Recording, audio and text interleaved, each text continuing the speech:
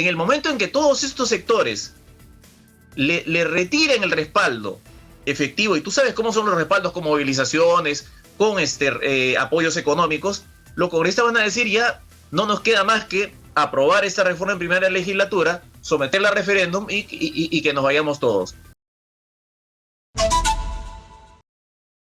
Y estamos conectados ya con el constitucionalista Omar Cairo. Señora Magariño. Estamos conectados ya con Omar. Omar, muy buenos días. Si no te escucho, creo que tienes que activar tu audio, mi querido Omar. Listo, Nicolás, buenos días. ¿Se puede o no se puede hacer lo que yo estoy diciendo, Omar? Te lo pregunté en privado el fin de semana, te lo pregunto en público ahora. A ver, se puede hacer una reforma constitucional con vistas a introducir en la Constitución una disposición transitoria que que recorte el mandato presidencial y parlamentario vigente y se convoquen elecciones presidenciales y parlamentarias. Puede ser que esa reforma venga acompañada de algunos ingredientes que eviten que se supriman las condiciones para que se repita el error. Eso como punto inicial. Y además, creo que el resultado de esa reforma, de ese referéndum, porque podría ser que esta reforma se apruebe en una legislatura con 66 votos y un referéndum, creo que el resultado es cantado. La gente aprobaría el recorte de ambos mandatos. En segundo lugar, creo que hay que evitar el contrabando. El contrabando es la propuesta que algunos están planteando de que el recorte sea solo del mandato presidencial. Eso es un abuso, eso sí es inconstitucional desde el punto de vista material porque está rompiendo el equilibrio de los poderes. Si hay renovación anticipada, debe ser de ambos. Y en tercer lugar, sobre tu propuesta entraña un peligro, que es que si tú planteas como reforma constitucional y como regla general que cuando un presidente incumple sus promesas, el pueblo vía referéndum puede revocarlo, le quitas la capacidad de maniobra ante situaciones imprevistas y que al pueblo pueden disgustarle. Te pongo un ejemplo, aunque yo creo que esa fue una promesa incumplida y que probablemente habría merecido la remoción de la confianza del presidente de ese entonces. En junio de 1990, Fujimori dijo no shock. Yo voy a hacer un programa gradualista, respetando el derecho de los pobres, para que sobre la clase media y los pobres no repose la solución de la crisis. Le ganó a Vargas Llosa con eso, abrumadoramente, que Vargas Llosa honestamente dijo que iba a hacer el shock. Llegó al poder Fujimori e hizo el shock. Con el criterio que tú estás planteando, y esa reforma, Fujimori habría sido revocado en septiembre de 1990. Entonces, más allá de que yo no estoy de acuerdo con ese embuste que hizo Fujimori, pero no sé si sea oportuno que ante el disgusto del electorado, atendible o no, se tenga que retirar al presidente vía un referéndum. Ya, pero Omar, pero partamos, es decir, yo no soy un especialista en derecho constitucional, pero lo que a mí no me parece justo es que el elector no tenga la posibilidad de corregir el error cuando tenga la percepción de que se ha equivocado, cuando se siente traicionado. Es decir, estamos en un punto increíble. O sea, fíjate lo que está ocurriendo hoy con el presidente Castillo. La señora fiscal Zoraida Ábalos, cuando era fiscal de la Nación, dijo que había encontrado elementos suficientes para sospechar que el presidente Castillo estaba involucrado en actos de corrupción cometidos desde el despacho presidencial, pero que había decidido hacer esa investigación el año 2026 cuando terminara el mandato del presidente Castillo. O sea, ¿te parece correcto eso? ¿Te parece admisible? O sea, sospecho que el presidente está metido en actos de corrupción, pero ahí se queda 4 años más o 4 años y medio más. Eso no puede ser.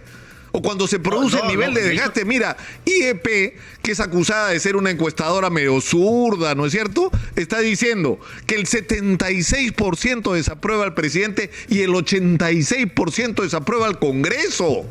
O sea, ¿cómo puedes gobernar un país en esas condiciones? ¿Y por qué los ciudadanos no podemos tener el poder para cambiar esto? ¿Por qué tenemos que esperar 4 años y medio? O que se arreglen entre ellos, a ver si uno vaca al otro o el otro cierra el Congreso con las cuestiones de confianza. ¿Por qué no nos trasladan ese poder a los ciudadanos? Creo que en situaciones excepcionales como estas, donde la desaprobación es superlativa, sí cabe una reforma constitucional transitoria para esta situación, pero no lo puedes poner como regla, porque la inestabilidad sería permanente. Sobre lo de la fiscal, el problema no es de la Constitución, el problema es que se ha equivocado y está perfectamente habilitada para investigar. Lo que no se puede es acusar penalmente, pero sí se puede destituir al presidente por juicio político si es que en esos actos delictivos, quitándole el carácter delictivo, hay infracciones a la Constitución. Lo que ocurre es que no sé por qué la oposición se ha obsesionado con la vacancia, que la vacancia no sirve sino para cuestiones objetivas, y si utilizas la vacancia para destituir a un presidente como castigo, estás haciendo un golpe de Estado. Entonces hay toda una especie de lo que se llama ahora una posverdad. O sea, vamos a confundir todo. Vacancia es lo mismo que juicio político, es lo mismo que remoción, para que la gente resulte aceptando, y quien quiere explicar esto aparezca sin posibilidad de esclarecer. Y entonces, de esa manera, cuando llegue el momento de tomar decisiones, no se toman decisiones. Te pongo otro ejemplo.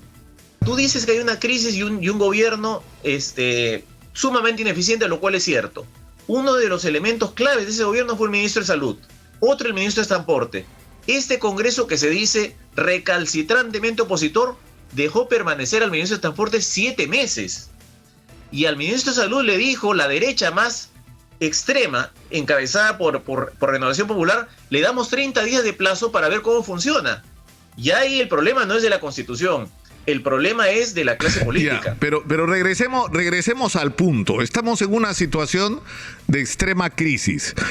Es decir, no solamente una crisis económica, sino una profunda crisis política en medio de una convulsión social que, ante la perspectiva que nos dan los economistas de que no solamente van a seguir subiendo los precios de los productos de primera necesidad de los combustibles, en el que no solamente vas a tener un problema de encarecimiento de los alimentos, sino incluso nos lo han advertido acá Clímaco Cárdenas, ¿no es cierto?, y otros especialistas, Alejandro Fuentes de AGAP, que uno de los riesgos es el desabastecimiento alimentario. Es decir, estamos frente a la perspectiva de una explosión social. Es lo que nos amenaza, de la gente desesperada porque ya no aguanta más la situación.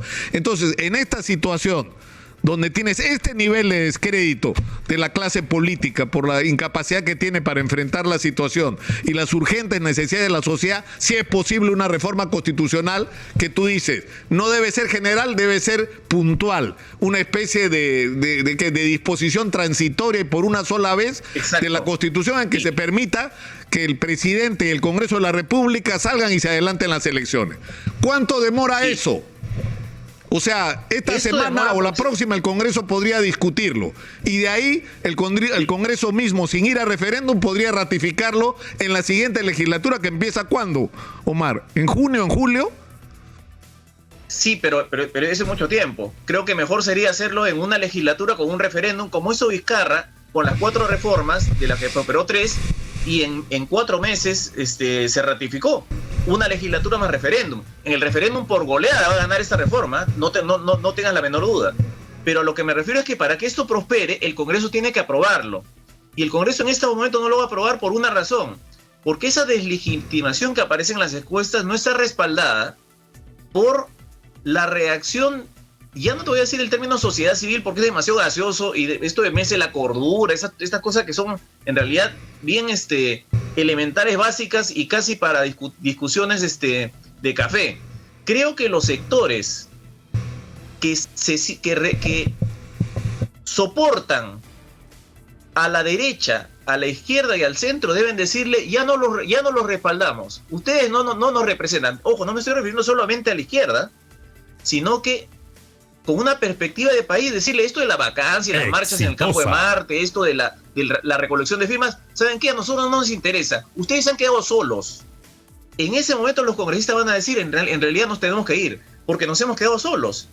Pero en ese momento ellos sienten el respaldo de los sectores económicos, políticos y sociales que les estimulan a hacer lo que hacen. En el momento en que todos estos sectores le retiren el respaldo efectivo, y tú sabes cómo son los respaldos con movilizaciones, con apoyos económicos, los congresistas van a decir, ya no nos queda más que aprobar esta reforma en primera legislatura, someterla a referéndum y que nos vayamos todos. Pero lo que pasa es que... Adelante. Palabras a la acción. Y yo he dicho, no importa por quién votó usted, señora, señor, el 6 de junio. Olvídese de eso por un momento. Y pensemos en lo que el Perú necesita hoy para enfrentar este enorme reto que tenemos delante. Y eso supone que se vayan todos. Para empezar, que se vayan todos. Entonces, Omar Cairo, que es un especialista en derecho constitucional, escribe un proyecto, pues Omar. Demos el siguiente paso. Pasemos de las palabras a la acción una vez más. Tú lo puedes hacer, yo no. La gente que nos está viendo, escuchando, no, porque no tiene manejo el tema constitucional. Tú sí tienes, Omar, pues. Propónnos un proyecto de reforma constitucional en ese sentido. Lo que ocurre es que el proyecto es bien sencillo. Solamente que para que los congresistas lo aprueben, tienen que sentir que los sectores políticos, sociales y económicos que lo respaldan los han abandonado. En ese momento, ten por seguro que lo aprueban. No por 66, por 100 votos. Ya, pero para eso, Omar, necesitamos el proyecto escrito. Y por eso yo te invoco, te convoco, te reto a que lo hagas. Alguien tiene que escribir, alguien tiene que transformar, tiene que materializar este sentimiento nacional. Y el sentimiento de la mayoría de los peruanos, que lo dicen todas las encuestas, es que se vayan todos. Bueno, eso se puede transformar en un proyecto constitucional y la gente ya va a saber qué es lo que tiene que defender. Y todo el mundo va a tener que definirse alrededor de esa propuesta. Hazla, Omar, o convoca a otros constitucionalistas y háganlo juntos, porque cuando más firmas de constitucionalistas tenga, más fuerza va a tener. Más allá de las ideologías, Omar, porque acá no importa qué ideología tengas. Por supuesto, yo creo que precisamente por eso te hablo de un consenso de retiro de respaldo a la clase política institucionalizada en este momento en el Congreso y en el gobierno. Entonces, si hay eso, el proyecto es muy sencillo.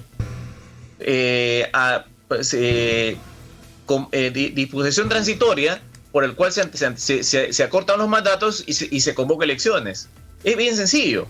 El problema es que si los congresistas se sienten respaldados por los poderes fácticos, de izquierda, derecha, centro y lo que tú quieras, van a decir, este proyecto está muy interesante, pero vaya a Comisión de Constitución, se archiva. El problema es político. Ya, pero eso no lo van a poder, eso no lo van a poder hacer, Omar, si es que sienten la presión, no solamente de la calle, sino la presión de todas las organizaciones que existen en el Perú transversalmente, desde las organizaciones populares, gremiales, sindicales, hasta las organizaciones del mundo empresarial. Pero para eso tiene que existir el proyecto y por eso tenemos que terminar por hoy, Omar, pero te prometo que te voy a torturar todos los días a ver si lo escribiste. Todos los días te voy a llamar por lo menos 10 veces para ver si hiciste tu parte. La que no podemos hacer nosotros bien, la puedes hacer tú como ciudadano especialista en temas constitucionales. O sea que te vamos a estar vigilando, Omar. Es un privilegio, pero creo que este proyecto de que todas está en el sentido común de muchos colegas, pero con todo gusto para el aporte que sea necesario. Lo tengo anotado. Como tengo anotado que Guido Bellido dijo que si se presentaba ese proyecto, lo dijo anoche en la edición especial de Hablemos Claro.